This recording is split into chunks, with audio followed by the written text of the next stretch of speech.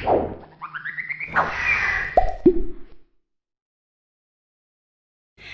everybody and welcome back to my channel. If you're new here, my name is Sinead and primarily I'm a vlogger, but occasionally I like to dabble in some baking videos. If that sounds like something you're interested in, please don't forget to hit subscribe before you leave this video. So you can probably tell by the title of this video that today I am going to be taking you through the steps to make a traditional Irish Christmas cake. And if you're not ready for the Christmas season to begin, then look away now. Happy Christmas! The Christmas cake has been a staple in my house at Christmas time for as long as I can remember, and I'm so excited to share this recipe with you all today. Now this is a 3-day process, so get yourself set up, get ready. You have to set a weekend aside for this, but it is so worth it. The smell that is going to fill your house is going to be incredible. So without further ado, let me show you how to make our traditional Irish Christmas cake.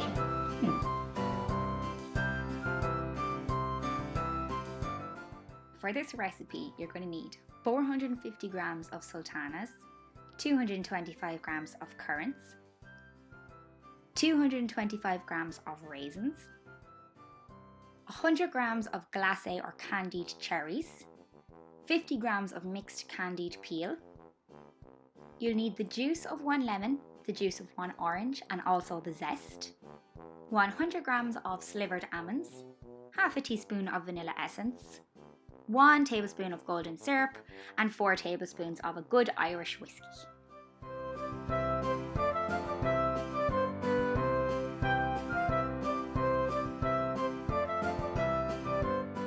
So the very first thing you want to do on your journey to this fabulous Christmas cake is to put all your ingredients down to and including the whiskey, all the juices, into the bowl and make sure you're mixing it up really, really well. This soaking is absolutely vital to make sure that you get the most moist and beautiful finished cake that you possibly can. So don't be tempted to skip this step.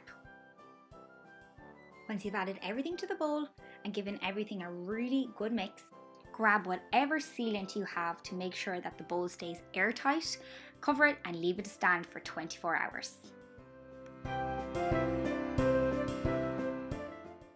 Day 2 is baking day, but first you need to prep your tin. Any tin between 9 and 12 inches should be absolutely perfect for this step, and I brought in Mam to help me with this because I am so bad at lining cake tins.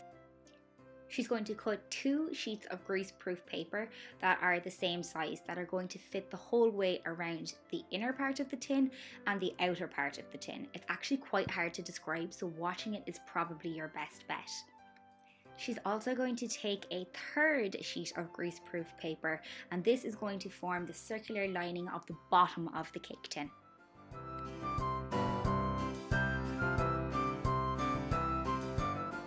So by folding the paper into 2 smaller triangles, you should end up with a perfect circle at the end that can fit snugly in the bottom of your cake tin, like so.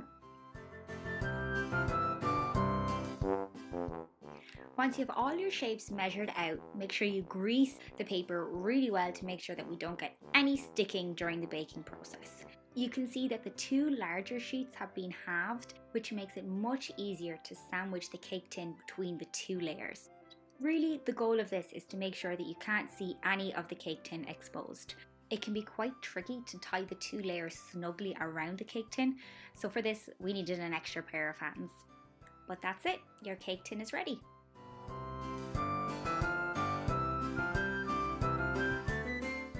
To make your sticky cake batter, you'll need 280 grams of plain all-purpose flour, 280 grams of Irish butter, 225 grams of soft brown sugar, 5 eggs, 50 grams of ground almonds, half a teaspoon of cinnamon, half a teaspoon of mixed spice, and half a teaspoon of salt. Cube your butter and add it to your mixing bowl. Combine it with the brown sugar. You're going to cream the 2 of these together, starting off on a low speed on your mixer and working your way up until both are creamed well together. You'll know the mixture is ready when it's a nice pale colour, and at this point you can start to add your eggs one at a time, really slowly, making sure that each one is incorporated properly before adding the next. This is to make sure that no curdling occurs. But if it happens, don't worry, just add a spoonful or 2 of the flour, mixing that in, and then adding a spoonful of flour with each subsequent egg, and all should be fine. Next, you're going to add the remainder of all your dry ingredients into the bowl and give them a good mix so they're all well combined. Now it's on to combining your wet and dry ingredients. I like to fold in the flour mixture just to make sure it gets really well incorporated.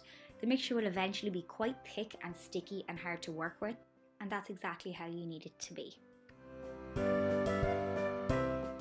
The fruit mix and the batter ends up being quite a heavy mixture, so I actually had to add a portion from the larger fruit bowl into the batter, mix that up really well before adding the batter back into the larger bowl.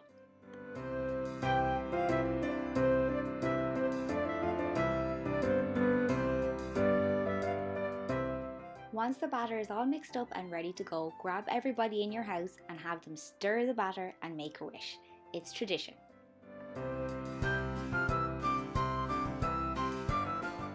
Preheat your oven to 140 degrees Celsius for a fan. All other oven temperatures are in the description box below, and start to spoon your mixture into the prepared cake tin.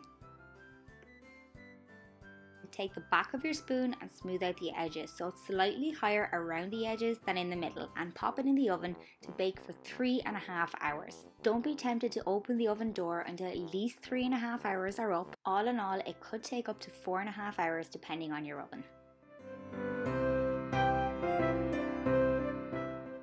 The cake should sit in the tin for 24 hours, and once you remove it from the tin, it should be ready to be placed into an airtight container, just like this one that we got from IKEA. First, however, it's time to give the cake that very first feed of whiskey. Remove the cake from the tin and place it upside down on a sheet of grease-proof paper.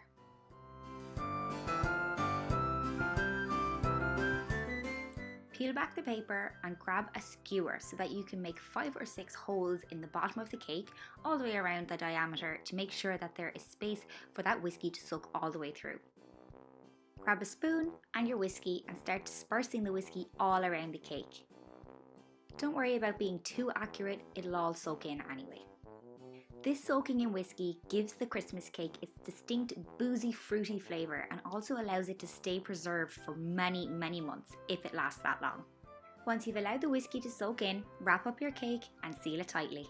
From here on out, every week until Christmas, 1 day a week, set some time aside and feed that cake. Make sure you get all the way to the edges to give it that maximum flavour. And when you're ready to decorate on Christmas Eve, these are some of the decorations that we've had here for years that go on the cake every year just to make it that extra little bit special. So we've got the cake base that we've used for God knows how many years. It's even scratched and cut up. We have some decorative paper that goes around the edge. And we also have my favourite, little tiny pieces of holly and some Christmas trees to go on top, and then of course you can finish it with a dusting of icing sugar. I really hope you enjoyed baking the Christmas cake with us this year. We had the best time. All the recipe details are in the description box below. If you recreate this recipe, I'd absolutely love to see it, and if you make any traditional recipes at home, please leave them in the comments below. I'd absolutely love to see what all of your Christmas traditions are. So if you like this video, please don't forget to give it a big thumbs up and hit subscribe, and I really hope I will see you back again